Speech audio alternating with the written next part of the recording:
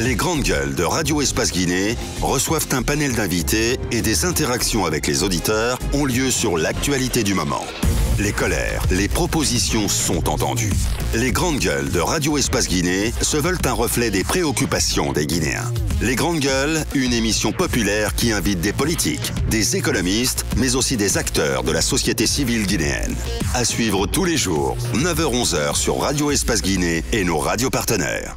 Merci de nous rejoindre dans la deuxième partie de cette émission. Encore 50 minutes à passer ensemble dans cette émission. Vous continuez à réagir sur nos différents canaux. GGO 837 657 39 13 13 ou sur Twitter, hashtag Espace GG ou également sur notre site internet www.espacefmguinée.info. Vous êtes à Dakar, à Bamako. Merci de nous choisir.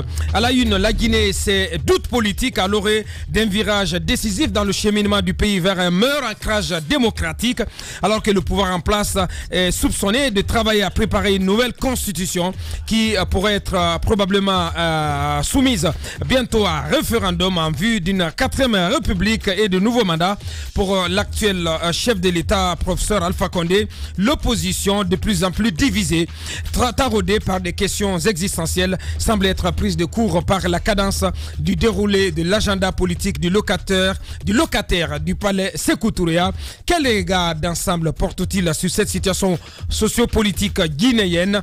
Comment appréhende-t-il l'horizon politique du pays?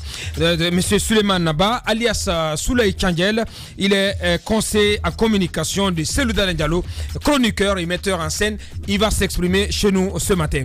Et le collectif des victimes des déguerpissements de Kapoora qui met au défi l'État de brandir la moindre preuve de dédommagement depuis 1998 à maintenant. 570 familles, 9434 personnes, dont plus de 800 élèves sont affectés par les opérations en cours, les opérations lancées depuis 2 semaines sur le site du centre directionnel et qui pourraient viser bientôt la zone de Kipédé et pourquoi pas la zone de Solo Primo. On en parle avec Mamadou Sambasso. Il est responsable de communication du collectif des victimes de ces déguerpissements. Vous allez l'entendre dans cette émission ce matin.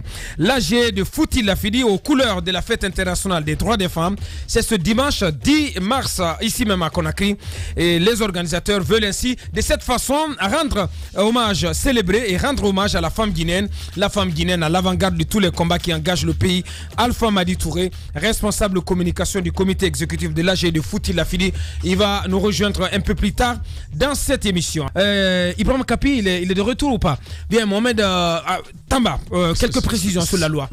Ben, écoutez,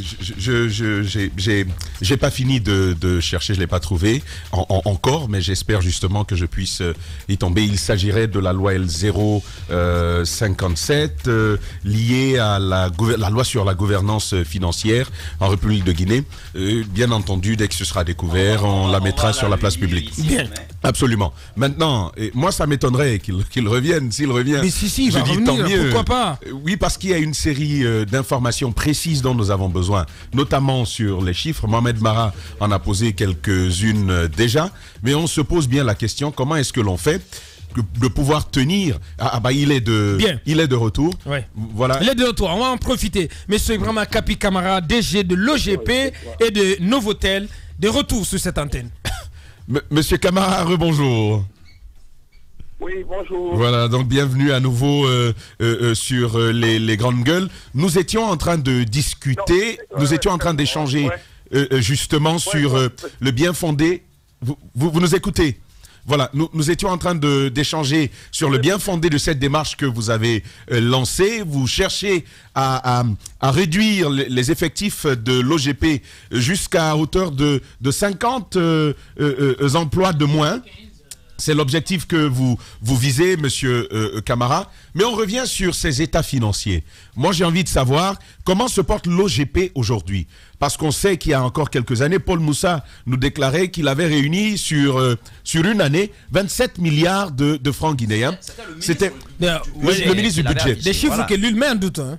Non, allez sur Google, le ministre de recettes à l'époque. Le ministre du budget à l'époque avait annoncé 27 milliards de recettes. Il vient de le mettre en doute. Non, ce n'est pas cela, Bakar. Là, on parle d'un exercice global. Après l'émission, M. Camara dit qu'il n'a trouvé que 4 millions. Et donc, la question qu'on se pose aujourd'hui, comment se porte l'OGP aujourd'hui en termes de recettes? Est-ce qu'on peut avoir une idée des prévisions? Je ne demande pas un montant précis, mais quelles sont vos prévisions à l'aune de ces mois que vous avez déjà passé à la tête de l'OGP, M. Camara? Écoutez, j'ai d'abord une correction. Quand j'ai dit j'ai trouvé 4 millions sur le compte, et c'est 4 millions qu'on a trouvé sur les comptes bancaires, le solde positif. Le solde positif. Ça ne veut pas dire que mon prédécesseur n'avait pas travaillé, les enquêtements étaient en cours. Je dois reconnaître que quand je suis venu, moi j'ai pris service au mois de juillet et il y avait des encaissements que j'ai faits dont le chiffre d'affaires avait été élaboré et effectué au temps de mon prédécesseur. Donc je n'ai aucun mérite pour cela. Le mérite revient. Moi j'ai le mérite d'encaisser le peu qui est en cours d'encaissement. Cela nous a permis, et puis avec le recadrage que nous avons lancé, de terminer l'année. À partir de, vous savez, l'exercice comptable ici, c'est de janvier à décembre. À partir de janvier 2019, c'est un nouvel exercice dont je suis pleinement responsable. Nous avons élaboré un budget. Une copie a été déposée chez le ministre, une copie déposée en conseil d'administration, et ce budget a été validé par le conseil d'administration. Je m'abstiendrai de vous dire le contenu de ce budget. Mais ce que je peux vous dire, en termes d'encaissement, pour répondre très précisément à votre question, conforme au budget que nous avons élaboré, accepté, validé par le conseil d'administration, nous sommes complètement, je dirais, au-delà de ce qui est prévu. Dans les 2 premiers mois, parce qu'on est seulement en début mars là, nous nous sommes programmés pour qu'en janvier, nous puissions établir les factures pour telle catégorie de redevances et que pour la même période, avec un décalage de 15 à 30 jours, nous puissions pouvoir recouvrir ces montants-là. Et sur ce plan-là, nous n'avons aucun problème. En d'autres termes, on appelle ça des prévisions et nos prévisions sont respectées. Justement, la plupart des budgets, M.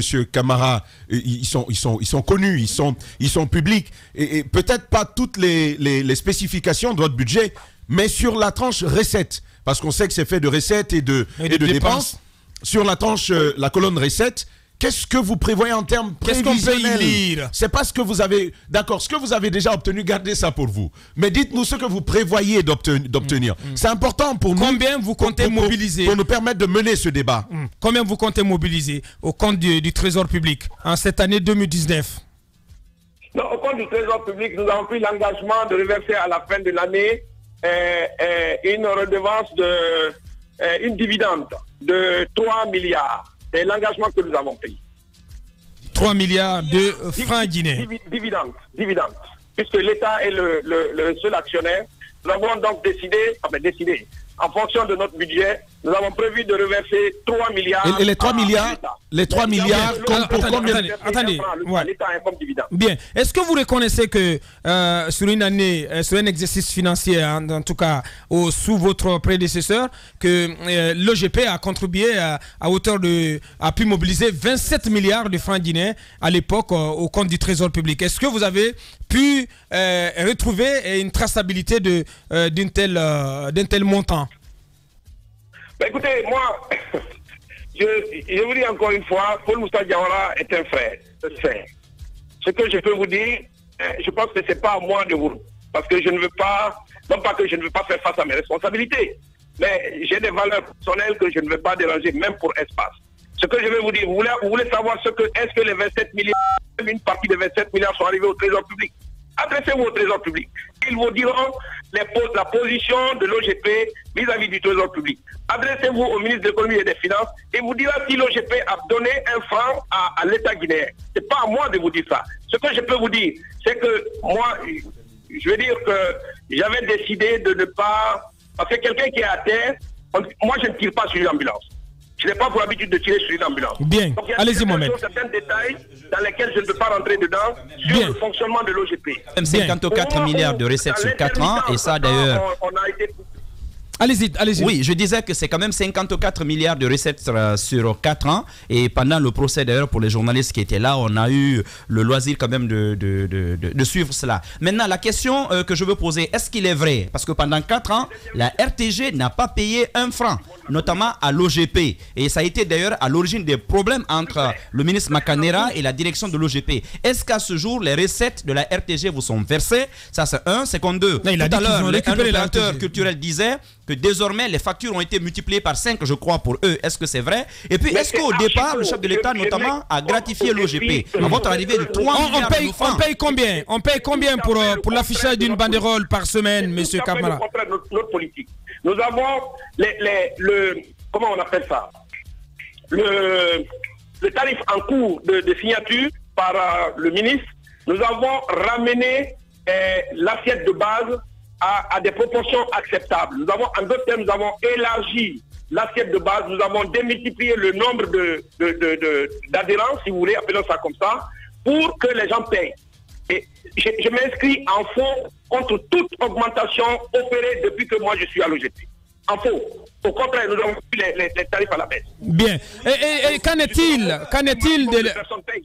de la régie publicitaire de l'RTG? Vous l'avez dit dans la première partie, vous l'avez récupéré. Combien cela vous rapporte aujourd'hui? Alors, aujourd'hui, ça c'est pareil. Vous savez, la RTG, je pense que la régie a migré de l'OGP vers la RTG quand le ministre Makanera était ministre de la Communication. Et mon frère Paul Moussa Diawara, directeur de la RTG. Vous savez, puisque les débats ont été faits chez vous, vous savez tout ça, comment ça s'est passé. Je n'ai pas à revenir sur ça. Pour répondre très précisément à votre question, nous avons, lorsque le ministre a donné instruction verbale, que la régie revienne ici, je me suis mis en contact avec mon homologue de la RTG. Les équipes techniques ont travaillé ensemble, mais il faut reconnaître que ça n'est pas facile. Malgré l'intention du ministre de ramener la régie à l'OGP, où elle a toujours été, il y a quand même des forces obscures à la RTG qui refusent d'appliquer cette décision ministérielle, qui est pour l'instant verbale. Et je dois dire que ce n'est pas ça veut dire que ce n'est pas appliqué jusqu'à présent. Comment? Ça veut dire que ce n'est toujours pas appliqué. C'est appliqué partiellement. Partiellement. Alors, vous parlez de force obscure. Non, vous parlez de force obscure. Qu'en est-il? Est-ce que le directeur général ou son adjoint, est-ce que les responsables s'exécutent correctement, les responsables de l'RTG? Ce sont ces forces obscures qui cherchent absolument à garder une partie de la publicité de la RTG au niveau de la RTG. Bon. Soyons explicites, monsieur Kapi. Soyons explicites. Quand vous parlez de force obscure, vous voulez faire référence à qui? À qui?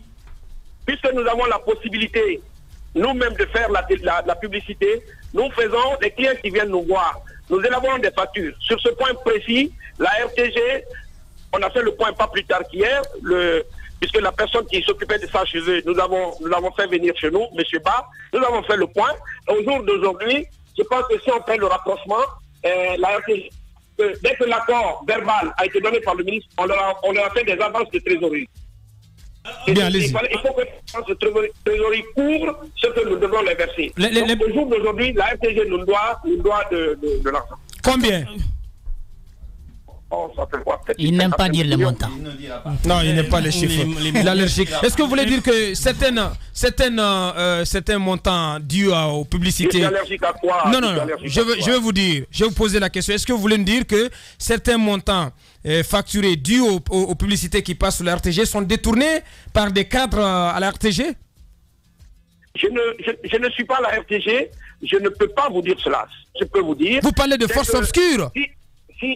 Comment? Vous parlez de forces obscures qui vous empêcheraient de mettre en œuvre la volonté du ministre. Quand il le ministre qui veut que, comme il le dit, il dit vous êtes le directeur de la RTG et moi-même, c'est vrai que nous sommes ses subordonnés entre guillemets, mais nous sommes aussi ses grands frères. Je dis, vous êtes deux grands frères, arrangez ça, et je n'ai pas besoin d'arbitrer. On parle quand même. Monsieur Camara. Monsieur Camara, c'est grave.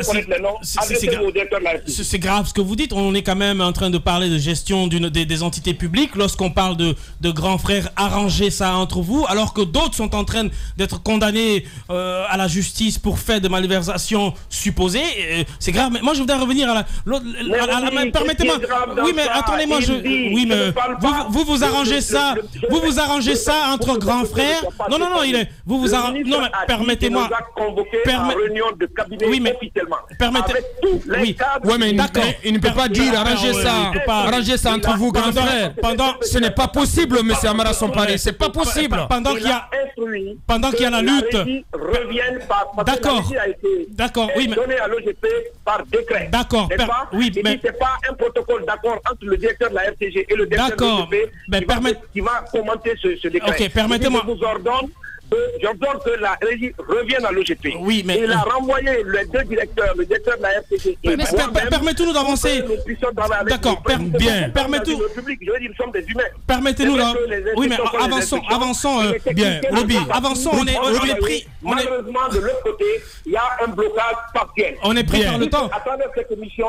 Peut-être que ça va réveiller certains esprits. Oh, bien, d'accord. Merci. Allez-y, Roby. On a compris. Tu poses ta dernière question, Madame Yoro et Jacques Enclos. D'autres peuvent arranger et d'autres peuvent aller devant la justice. Très bien. Mais l'autre gros client, ce sont les gros clients de l'OGP. Ce sont bien évidemment les sociétés de téléphonie. Où en êtes-vous avec les sociétés de téléphonie? Est-ce que vous avez récupéré les taxes? Parce que ça se chiffre à milliards de francs guinéens. Et cette fois-ci, j'espère que si c'est fait, on aura les chiffres.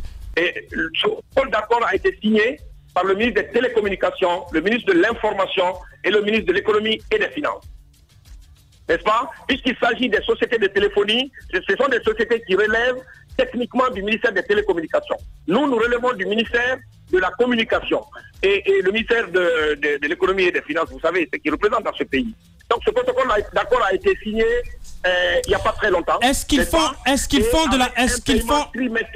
la société encore facturé? Non, le premier trimestre de l'année 2019. La facturation sera faite. Monsieur Camara, quand on aura les éléments de Monsieur Camara, l'administration c'est une continuité. Les sociétés de téléphonie font bien évidemment de la publicité. Ça ne date pas d'il y a 3 mois. Ça date d'il y a très longtemps. Et ces publicités-là sont facturées et sont payées en termes de taxes et redevances. Je sais pas. Est-ce que à date ce qui a été fait en amont avant ce protocole dont vous parlez a été déjà récupéré? Non.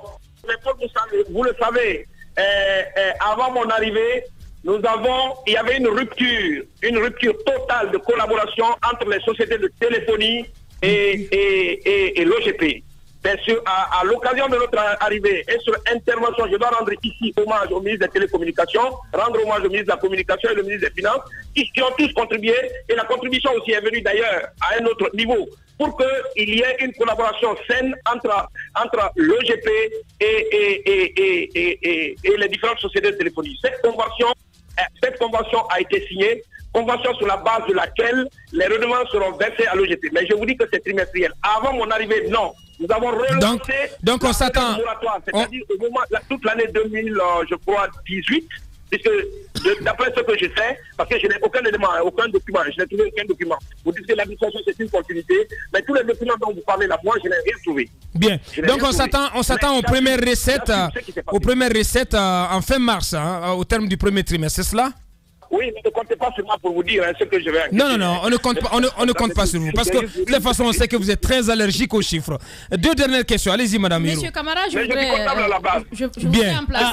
Ils n'aiment pas toucher la base. Alors là, mais après, il faut que vous nous disiez les chiffres du côté de Novotel, au moins. Les comptables parlent bien chiffres, hein. Je voudrais savoir où est-ce qu'on en est par rapport à la construction du nouveau siège de l'OGP. Ça, c'est ma première question. L'autre question, à un moment donné, nous avons appris qu'il y avait un problème avec les travailleurs de GHI Novotel, qui avaient des arriérés de salaire. Où est-ce qu'on en est? Est-ce que le problème est résolu aujourd'hui? D'abord, pour la construction du siège, c'est un projet que j'ai trouvé en place, comme quoi Paul n'a pas fait que du mauvais. Je crois que c'est sur son initiative. Et je suis arrivé, nous n'avons pas les fonds pour construire ce plan. Et avec le conseil d'administration, nous avons essayé de voir, chercher d'autres propositions, mais nous allons procéder à une appel d'offres, construction de ce siège, dont le site nous a été octroyé par le ministère de l'Habitat et la Direction générale du patrimoine bâti en face du jardin 2 octobre. Au moment où je vous parle, nous avons le site, nous sommes en train de procéder aux démarches techniques pour l'appel d'offres. Quand ce serait fait, vous le verrez. Je pense que bien, sur le cas des travailleurs, sur le cas, je vais venir sur Novotel. Oui. J'ai été directeur de Novotel en 2011, directeur général adjoint en 2011. En 2014, je crois, l'accord est parti. Je suis devenu directeur général, n'est-ce pas? De mon temps au Novotel, j'ai trouvé une situation pas facile. Pas facile parce que la concurrence, parce que l'hôtel était dans un état difficile, mais je crois que ça, ce n'est un secret pour personne. Ensuite arrive Ebola. Pendant la période d'Ebola, nous sommes restés 2 ans, sans... Vous le savez, on va aller droit au but. On va aller droit au but parce qu'on n'a pas besoin de tout ce rappel historique. Qu'en est-il aujourd'hui? Est-ce qu'il y a un contentieux quelconque entre vous et les travailleurs de GHC Novotel? Est-ce qu'ils sont déjà payés pour le mois de février? Écoutez, contentieux, pour moi, il n'y a pas de contentieux. Nous avions, comme je dis, nous avons des arrières au niveau de la caisse, c'est-à-dire le paiement des charges sociales au niveau de la caisse. Mais pour ceux qui connaissent un peu les chiffres, la comptabilité notamment, pour payer les charges, il faut d'abord payer les salaires. Parce que les charges sont indexées sur le salaire. Mais lorsque vous avez des difficultés pour payer le salaire, comment voulez-vous payer les charges qui sont indexées? Et les difficultés, nous les avons connues pendant des années. C'est difficilement nous sommes arrivés à payer les salaires. Mais j'avoue que malheureusement, depuis mon départ, les difficultés sont encore plus nombreuses, n'est-ce pas, et plus importantes. Et effectivement, la dame a posé la question, est-ce que les salaires sont payés à jour? Je pense que les salaires sont payés novembre, décembre, et je crois qu'on vient de payer janvier. D'après les informations que j'ai eues, on vient de payer janvier. Donc février ne serait pas payé. Bien. Monsieur Ibrahima Kapi Kamara, en direct dans cette émission, directeur général de l'OGP, directeur général de Novotel. Dernière question. Non, donc on va terminer par ça. Vous avez dit que vous avez appris, ça veut dire que vous n'êtes pas tellement au courant. Mais est-ce que vous nous confirmez que vous vous êtes fait séquestrer une fois par les travailleurs? Ça, c'est une question. L'autre, vous avez semblé dire en parlant de l'élargissement, ou disons des bureaux qui existent à l'intérieur, qu'il n'y aurait pas de travail sur place. Est-ce que dans vos perspectives, vous avez envie de supprimer certains bureaux qui ont été créés par Paul Moussa, ou c'est le contraire que vous allez faire, c'est-à-dire continuer à élargir, n'est-ce pas, l'OGP dans les préfectures ou dans les régions? D'abord sur la séquestration. Bien. Il est arrivé des moments où quand les salaires prenaient du retard, j'ai dit bien, prenaient du retard. Nous devons être payés autour du 20. Quand on arrive le 30, le 31, quand c'est un mois avec 31 jours, ou même au 2 ou 3, ou plus tard le 5, les salariés, en tout cas le syndicat, s'agitait pour qu'il faut payer le salaire. Mais ils sont dans leur rôle. Ils sont là pour défendre le personnel. Et c'est ainsi que je me battais avec les relations, les moyens, pour que, voilà, on arrive à arrondir les mois. Il m'est même arrivé d'aller emprunter de l'argent avec les cambis. C'est arrivé quand les règlements qu'on attendait, je dirais en retard, n'est-ce pas, d'encaissement, et après on régularise. C'est arrivé. Mais je les en veux. Vous n'avez pas été séquestré par les travailleurs parce qu'on perçoivent leur salaire. Parce qu'on a appris que vous êtes fait séquestrer par des travailleurs. C'était un peu chaud. Il y a même eu de la sueur. Sur les bureaux à l'intérieur, les entités régionales. Je n'ai pas dit qu'ils n'ont pas de travail. J'ai dit que le volume d'activité qu'il y a, surtout, les recettes qui nous parviennent de l'intérieur du pays ne couvrent pas les charges récurrentes de ce personnel. Ça veut dire quoi? Ça veut dire que si vous prenez ces entités de façon isolée, vous les isolez de la direction générale, ce n'est pas des entreprises qui peuvent faire 2 mois. La direction régionale, par exemple, vous prenez la direction régionale de Kenya, je peux citer d'autres, et vraiment par hasard, je cite ces deux. Si vous les prenez, le nombre de personnes qu'ils ont, la masse salariale qu'ils ont, le loyer, le groupe électrogène, quand il y en a, les bureaux, l'électricité, les recettes qu'ils mobilisent ne couvrent pas ces dépenses. C'est pour cela que je vous dis que la première des choses avant de procéder au licenciement, nous avons demandé que tout le monde, chacun nous envoie son profil pour qu'on voit si on peut faire venir les gens de l'intérieur vers le siège, là où on peut mieux les utiliser. Malheureusement, on n'a pas la réponse à tout cela. Mais je termine en disant que hier, j'ai signé un document et un chèque à l'ordre du responsable syndical. Il va faire le tour des directions communales et régionales à son retour, d'abord pour la sensibilisation, transmettre notre message et aussi recueillir, parce que c'est quand même, l'entreprise c'est le dialogue, n'est-ce pas? Recueillir ce que les gens aussi vont nous faire comme proposition. Le personnel va nous faire comme proposition. Mais maintenant que c'est sur la place publique, je pense qu'on va accélérer parce que je préfère vous le dire. Bien. Parce que jusque-là, on voulait régler de façon, je dirais... Ouais, derrière le rideau. Derrière le rideau. Maintenant que c'est sur la place publique, nous allons... accélérer les pas. Toujours dans l'art, en respectant le droit de chacun. Ibrahima Kapi Kamara, directeur général de l'OGP et de Novotel, il était notre invité ce matin. Merci à vous, monsieur Kamara. Merci d'avoir collaboré avec nous ce matin. Merci d'avoir répondu à nos questions. Merci, la suite. bravo. Radio Espace, les grandes gueules. Leur spécialité, c'est la démesure totale. Tant qu'ils ne changeront pas, nous ne changerons pas non plus. Les grandes gueules, à suivre tous les jours sur la radio d'opinion. Radio Espace.